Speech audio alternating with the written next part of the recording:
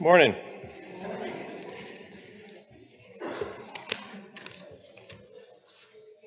Gotta put these on. So today's reading is from John chapter 1, verses 1 through 2, and then from 11 to 18, taken from the New International Version. John chapter 1, verses 1 through 2, and 11 through to 18. In the beginning was the Word, and the Word was with God, and the Word was God. He was with God in the beginning. Now 11.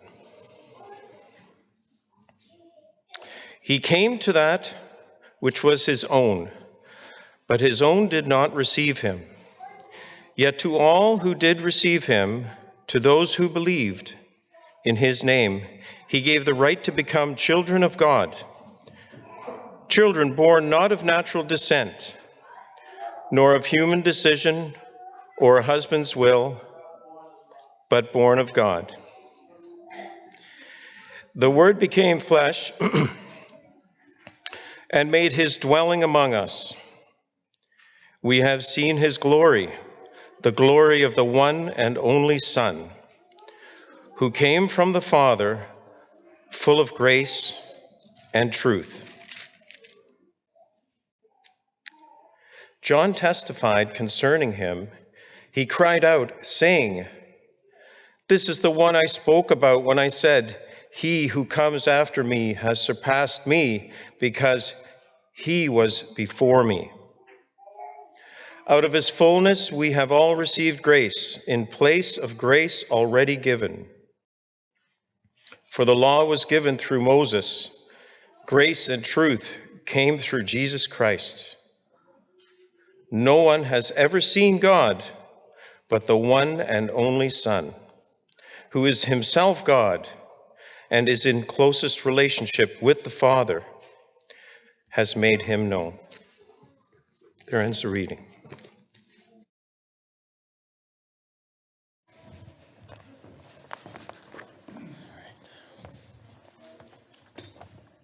Good morning, church. Good to see everybody. I hope everyone enjoyed a little extra time at home this morning. If your family is not nearby during the holiday season, I hope you're able to connect with them later on in some way. And you know what?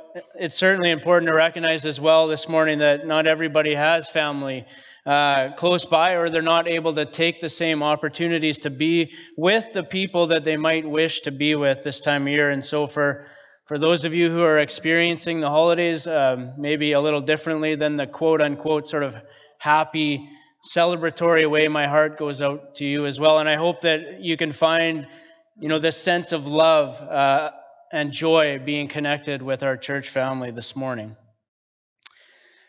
This time of year can certainly be full of mixed emotions. The joy of seeing more people comes along with the stress of seeing more people. The joy of eating delicious food comes along with the stress of eating delicious food, right?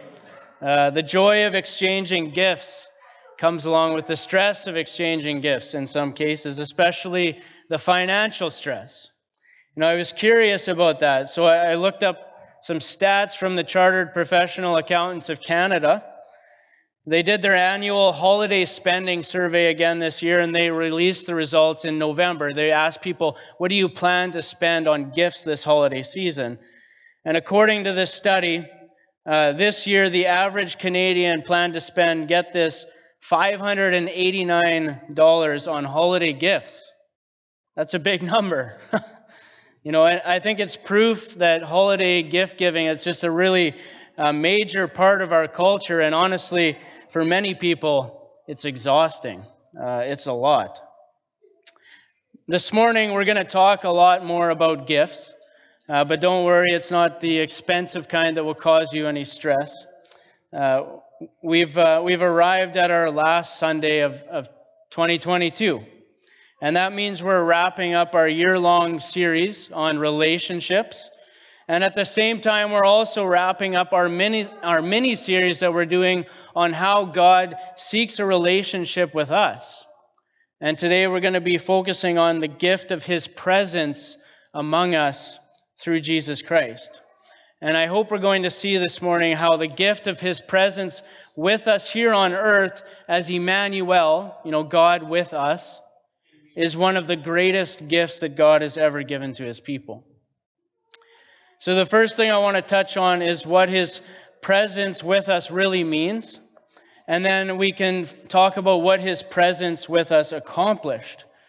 If you'd like to keep the structure of the lesson in your mind, maybe it will help to remember this little rhyme. Jesus came as God in flesh, and Jesus came to give us God's best. Let's start with how Jesus became flesh and dwelt among us. The Apostle Paul, in the reading that we just heard, describes this incredible concept of the Word in the beginning of his gospel. And the Word is a reference to Jesus, of course. But the way that John describes this Word tells us so much about who Jesus was. The first verse in John starts with the same three words that the first verse in the beginning of the Bible starts with. And this is no coincidence. John does this intentionally to draw our minds back to the creation account from Genesis, and then he infuses that concept of the Word into this well-known account. We learn that God the Son was already eternally existing in the beginning. Yes, Jesus was, hailing from Nazareth. He was born in Bethlehem, lying in a manger. But make no mistake, this was not the beginning of his existence. He has always existed. John says that he was with God in the beginning. This means that he's distinct from the Father and the Spirit. He's his own person. But yet John also says that he was God, meaning that he is also equally God with the Father and the Spirit. This concept is probably beyond what our minds can fully comprehend, but it's important still for us that we understand that the Word who became flesh and dwelt among people is the eternal God of the universe. It's amazing. And if this concept wasn't already mind-blowing enough, John goes on in verse 14 to introduce us to another incredible idea. He says that the Word became flesh and dwelt among us. The Word, this eternal God of the universe who created everything, who has always been, who always will be, that God, he stepped into the temple of a human body and came to live with people. This is just an incredible concept. He wasn't just a man. He wasn't a prophet or a good teacher. He wasn't an angel created by God. He is God.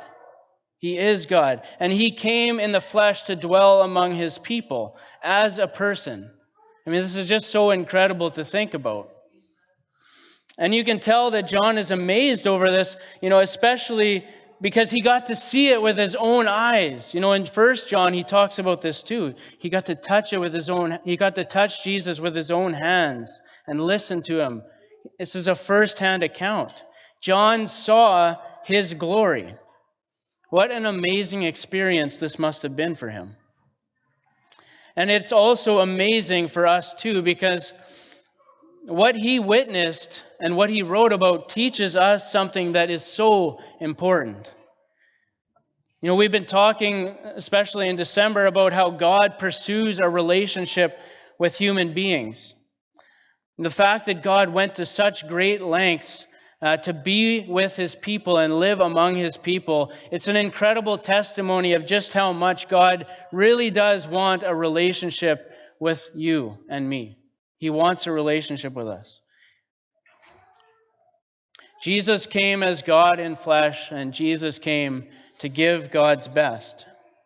And I want to spend the rest of our time today focused on this second part, on how Jesus brought God's best. because he really did bring the most amazing gifts to us by coming in the flesh. We talked about how gift giving is a big part of our culture, but no one can outgive God.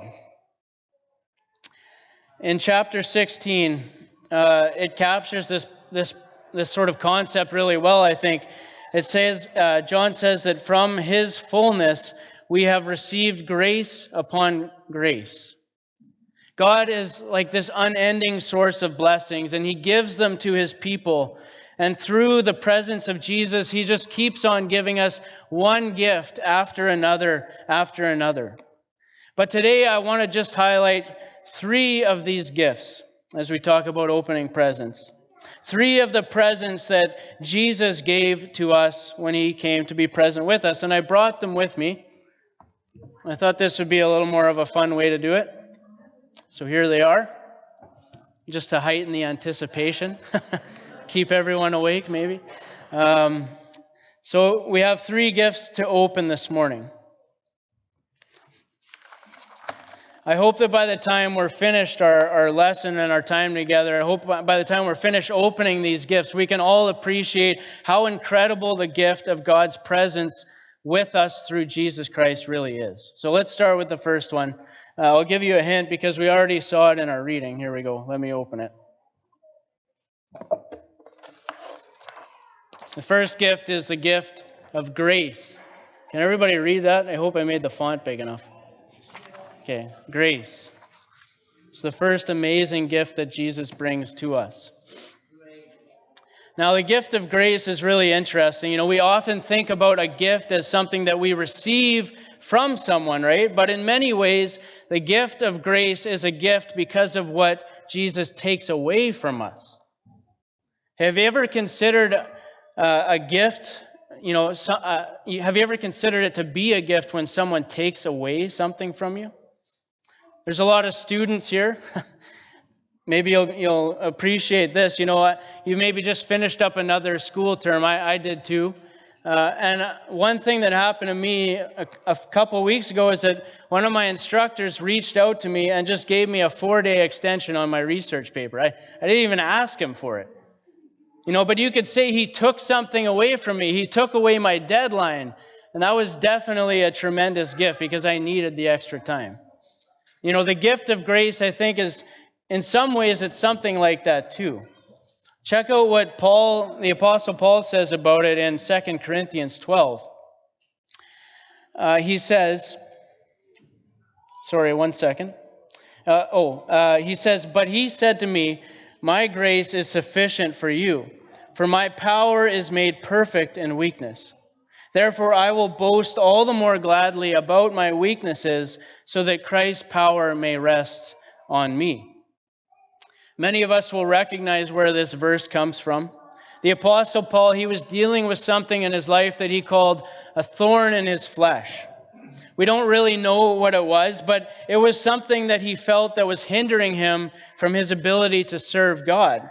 And he asked God on 3 different occasions, to take it away from him, this thorn in his flesh. But God responded with these words, "My grace is sufficient for you." And that should cause us to realize something very important. Paul thought he could be better.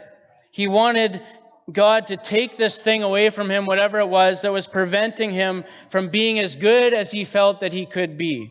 Seems pretty reasonable, right? But it's amazing that God says no. Instead, he says, "My grace will cover for whatever you're lacking." He wanted Paul to realize that it wasn't about how awesome Paul was, really. It was more about how amazing it was that God could continue to use Paul despite the fact that he had these weaknesses and these imperfections. This is the gift of grace that Jesus brings to us. Through Jesus, it's no longer about us being good enough to earn our own righteousness. The gift of grace is about his righteousness instead. We rely on his righteousness instead of our own. And that's a beautiful thing. When we surrender our lives to him, when we trade our lives for his life, we can be saved by his righteousness instead of ours. And of course, someone's going to ask, does that that mean that you're saying what I do doesn't matter? I can just live however I want, and the righteousness of Jesus has just got me covered? But really that's the wrong question to be asking. If you're looking for an asterisk or a loophole, then you've misunderstood what Jesus came to do, I think. Paul also addressed this idea in Romans 6 in verse 1 and 2. He said, "What shall we say then? Are we to continue in sin that grace may abound? By no means. How can we who died to sin live in it?" Paul points out that if we're asking the question, how much sin can I still get away with, then we've sort of missed the point of what it means to live under grace. By God's grace, Jesus came to give us a better way to live. That's the gift. Taking this amazing gift of a new life in Christ and then just trying to see how much of our old life we can still introduce into that is like taking your life savings and seeing how close you can push it to a fire without it actually starting fire. It just doesn't make sense. The new life that we have is a gift of grace, and we should nourish it and cherish it. We should value it, value this new life. When we do, not only will He transform us, but we will actually get to be a part of what God is doing to give new life to every other person in this world as well. That's a totally amazing transformation, a new direction for us. And maybe it's such a new direction and such a transformation that in some ways it might feel overwhelming. It might feel impossible even. But this is exactly why we needed His grace. To illustrate this, I'd like to just do a quick poll. Let's pretend that one day, you're driving down the road in the mountains maybe, and you come up to this rock, a rock wall like the one pictured here. It's a sheer face, really vertical, like 100 feet up. But you learn something. You learn that there is a prize of $50,000 if you can climb up to the top all on your own. But here's the catch. You have to be willing to do it by yourself, with no ropes, no special gear, nothing, just you in the mountain, free climbing hundreds of feet to the top. Would you be willing to climb it? Raise your hand. Knowing that one wrong move would let you fall to your death? No hands up. No risk takers here.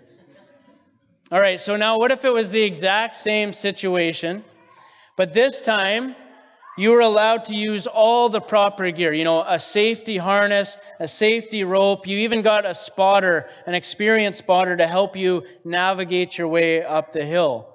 Would you do it then? $50,000.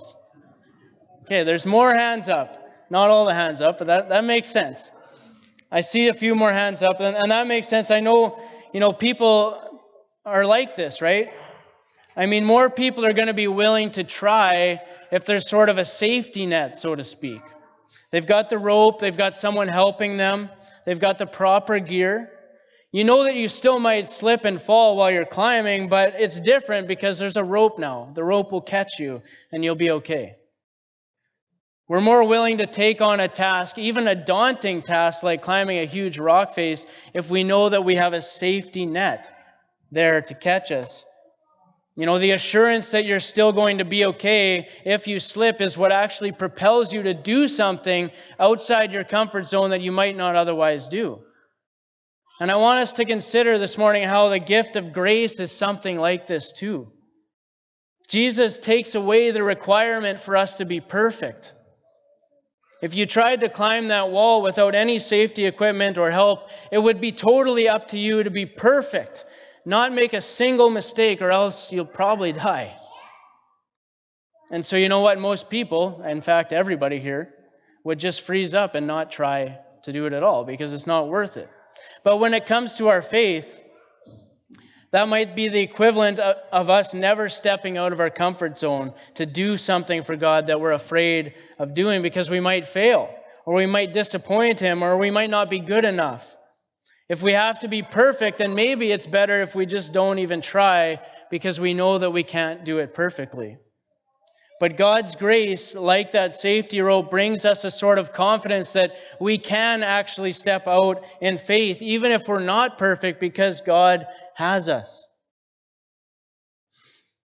And God has given us some pretty daunting mountains to climb, hasn't He? He's called us to become like Jesus Himself. I mean, that's quite a big task. He's called us to make disciples of all the nations. That's not a small feat either. And maybe some of us look at these metaphorical mountains and we think, man, that's impossible. I don't even think I know where to start. I'm not ready. I'll never be able to be good enough. I'm going to make a mistake.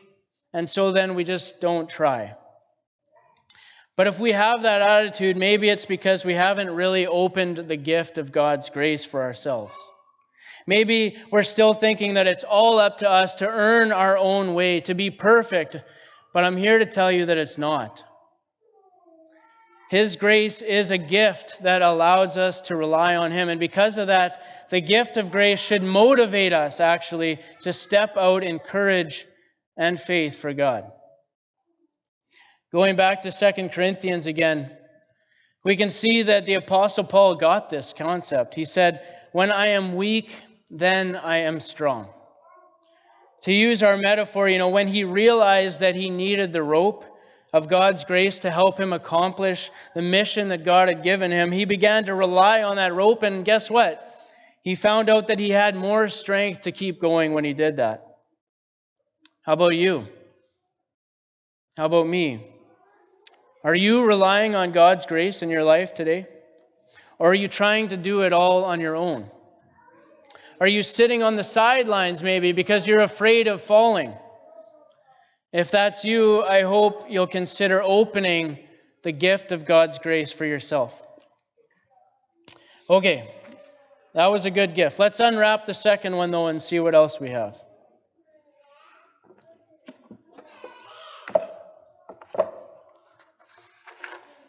All right, the next one is this. Same verse, verse 14, the gift of truth. The next gift of presence that Jesus brought us.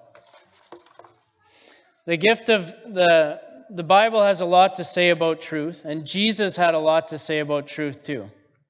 One of the most famous statements he made is found in John 8. Just later on in John, in verse 31, he said, "To the Jews who had believed in him, Jesus said, 'If you hold to my teaching, you really are my disciples. Then you will know the truth, and the truth will set you free.'" So the gift of truth sets us free from something, but what does it actually set us free from? I want you to go through another mental exercise with me. Imagine for a minute that you're in like a deep, dark cave, a pit, with a whole bunch of other people, and no one really knows the way out. But yet everybody in the pit knows that they need to get out of there, because if they don't, they're going to eventually die. So people start looking for a way out. Some people start digging holes over here. Some people try clearing some rocks over there, and some people start searching around in the back of the cave and the crevasses to see if they can find a way out. And everybody is just constantly yelling all the time, all around you, "Come and join us. We found the way out." But as you look at them and as you observe what's going on, you find out and you realize that even though they're so busy with what they're doing, they're not really going anywhere. They're not really making any progress at all. Maybe that's a bit of an eerie image, but I think it can represent our life in this world sometimes. I think most people realize that we're made for something that extends beyond just the things of this world, the pit that we live in, if you like. And so people naturally try to find meaning in different areas. Someone will say, "It's all about the career. Chase the best career you can get with us." Or someone else will say, "It's all about entertainment. That's where it's at. You need to come with us. Pursue entertainment. We found it." And another group will say, "No, we found it. It's about comfort. That's where you need to go. Find comfort." But then we hear another voice. It says, "Follow me and I will make you into something new. I made you and I know what you need. There's no life in any of these other things. Follow me instead and I'll show you the way to the abundant life that I want to give you and set you free. Set you free from chasing dead ends." I don't know if you can get anything out of that, resonate with that image of the pit. But for me, I think it puts into perspective the value of this gift of truth that Jesus has given to us. The Bible sort of talks about a similar image in Psalms 40. The writer says, "I waited patiently for the Lord. He turned to me and heard my cry. He lifted me out of the slimy pit, out of the mud and the mire, and he set my feet on a rock, and he gave me a firm place to stand." Amen. The psalmist described his situation in life as being, like being stuck in a slimy pit, way down in the muck and the mire where he felt trapped. But God heard his cry and drew him up out of the mud and put his feet on solid rock. That's exactly what Jesus, the Rock of Ages, does for you and me. He came to show us the truth about life, to show us a path of self-sacrificing love for others, to show us the true meaning and the true riches that are found only in his kingdom. And he has shown us the way back to the Father. It's a path that we lost way back at the Garden of Eden. As he says in John 14:6, "I am the way and the truth and the life. No one comes to the Father except through me." How valuable is this gift of truth? I mean, can we even put it into words? Jesus is the perfect example of truth, and he came to make truth known to us in a way that we can actually understand, and we have an example in him to follow. What an amazing gift that is. Okay, so we've got to open up this last gift here. The final present that Jesus brought to us through his presence. It's actually found here in John 11. I want to highlight this before we open it. It says in John 1, but verse 11, it says that he came to his own, and his own people did not receive him. But to all who did receive him, who believed in his name, he gave the right to become children of God, who were born not of blood, nor the will of flesh, nor the will of man, but of God. John says that Jesus came to his own people bearing these incredible gifts, right? We already talked about grace and truth, but yet many did not receive him. Many did not accept or even care to accept what he was offering, but thankfully some did. And those who have accepted the gifts that he's offered, and to those who will accept them today, Jesus has another gift to offer as well. Let's unwrap this last one and see what it is.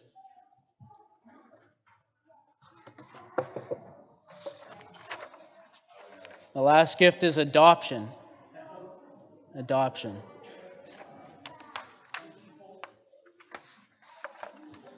The final gift is perhaps the best gift of all, in my opinion. Through Jesus, God came to be present with us so that we could be present with him as his child forever. He offers us the right, he calls it the right, to be a child of God. And this is an absolute gift. And John goes to great lengths to clearly describe that here. You cannot become a child of God based on your bloodline. You cannot become a child of God based on some exercise of human will or human effort. Adoption is a gift that you receive from God. But having said this, I think we know this, right? He won't force it on anyone. Every person needs to make that choice about whether they are going to receive that gift or not by believing in his name. Believing in his name is very important. And I want to point something out about that important concept, believing in his name. We need to realize that belief in this context means a lot more than just sort of like acknowledging a fact, like it's daytime right now. Like it's more than that. Real belief means acting on what you know to be true. There's a great example of this in Mark chapter 2. You might remember this story of when there's this paralyzed man who Jesus healed in Mark chapter 2. Leading up to the healing, the paralyzed man's friends, they did this amazing thing for him. Because of the paralyzed man's condition, he was laying on a mat. He couldn't really move, right? So his friends would carry him around on that mat. And his friends wanted to get him close to Jesus, but the house where he was teaching, and it was so full of people that they couldn't even get through the door. But they're smart people. They climbed up on the roof of the house. You remember this, right? They tore a hole in the roof and they lowered the paralyzed man down to Jesus so that he could heal him. And I love what Jesus says, and it's recorded in verse 5 of chapter 2 of Mark. It says, "And when Jesus saw their faith, he said to the paralytic, 'Son, your sins are forgiven.'" It says that he saw their faith. How do you see faith? How do you see belief? Clearly, Jesus understood their actions, right, as being a proof of their faith, being a proof that they believed in who he was and what he could actually do. And this is the kind of belief that I want to submit that God is looking for from all of us. Going back to our text again, verse 11 says that many people did not believe or did not receive Jesus. It's not that they didn't think that his miracles were amazing. They didn't think they were fake miracles. They didn't think that his message was not from God. But their lack of belief was because they didn't act on what they learned or what they knew to be true. Many of them didn't allow God's grace and God's truth to change their lives. But I like this passage because it says that some of them did. They believed in the gift of grace, and it liberated them from their comfort zones. They believed in the truth that he offered, and they began to follow his path for their lives. And when they did, they really experienced this gift of adoption, this gift of being a child of God, being born again as a new creation, with a new direction, a new purpose, and a new eternal destination. This is the gift of adoption that Jesus came to give all of us as well. I hope we've seen today that Jesus came as God in flesh, and Jesus truly did come to give God's best. The holiday season is a crazy, busy season, and we're often wrapped up in what we have to do or where we have to go or the gifts we have to buy. But in all of this, my hope and prayer for all of us is that we would not lose sight of the incredible, true present that we have from God being present with us through his Son, Jesus Christ. If you've already followed Jesus, or if you're already following Jesus, I hope that you've been encouraged this morning to appreciate once again these incredible gifts of God's grace and his truth, and the fact that he has made you a child of his for eternity. And maybe if you've not made that choice yet, to trust and follow Jesus by turning away from your old ways of life and starting a new life with him in the waters of baptism, please know that today is the day that you can open these gifts for yourself. They can be yours. He's waiting and he's ready to give them to you today, if you would only receive them and believe in his name. As always, I'm here to talk with anybody who wants to go further or needs help with any of this. Thank you so much for your time this morning.